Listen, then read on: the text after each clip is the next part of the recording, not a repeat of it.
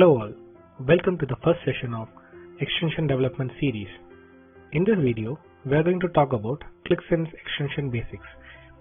You all know Qliksense has some basic visualizations like bar chart, line chart, combo chart, etc. Apart from these basic visualizations, if you want to create a custom advanced visualization like a network diagram, sunburst chart, then you need to use an extension. Before developing an extension, you need to have some basic knowledge in JavaScript, JSON, HTML and CSS. All the coding for an extension is done using JavaScript. All the Qlik API outputs will be in JSON format.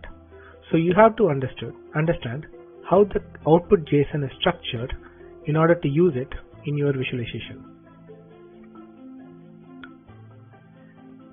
These are all some basic stuff you need to understand to develop an extension.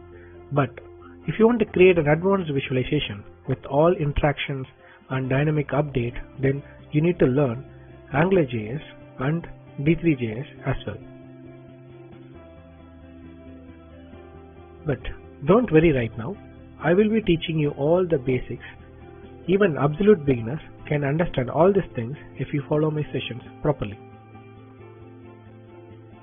Before going into the programming part, I would like to explain you all about how to use an extension and where to deploy it. For this tutorial, I'll be using Qliksense Desktop. So the root folder for Qliksense Desktop will be available in My Documents folder. So go to My Documents folder and open Qlik folder. There will be folders, examples and Sense. Open Sense folder. In Sense folder, you can find the extensions folder. This is where you need to deploy all your extensions. There are some extensions already deployed in my desktop which comes with Qliksense installation, the Qlik dashboard and visualization bundle. We will see the content of these folders in the upcoming sessions. Now go to the dashboard and select Custom Objects.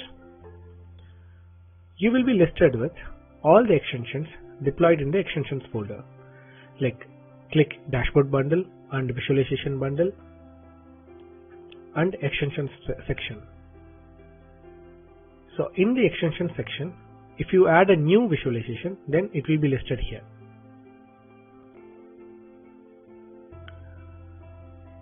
Let me add an extension. Let me add a radar chart from the visualization bundle.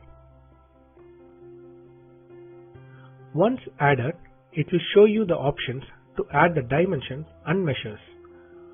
Also in the property panel, you can add dimensions and measures. You can customize the chart property using the properties available in the property panel.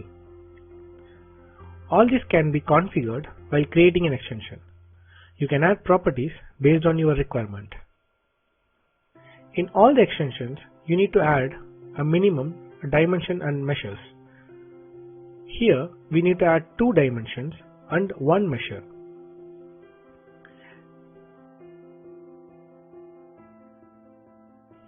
Let me add a dimension, region.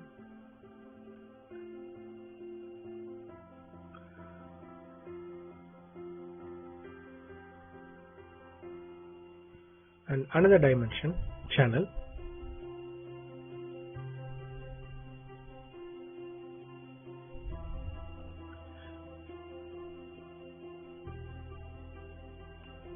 And a measure, say sales.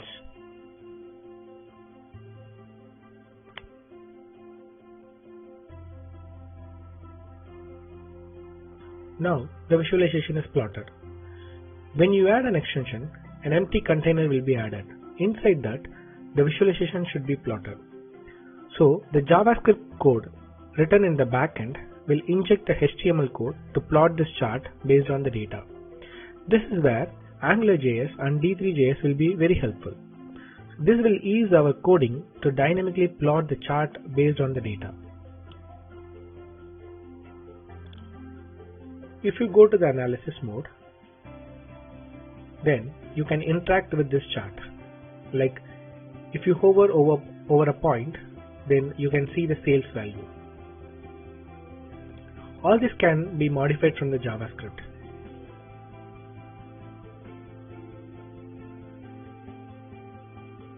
Even you can customize the tooltip and the look and feel of the tooltip from the JavaScript and with the help of CSS.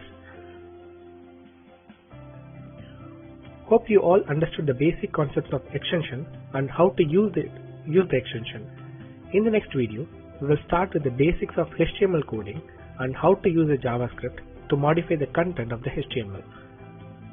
So please subscribe to this channel to get all my future videos. Thanks for watching. We'll see you in the next video.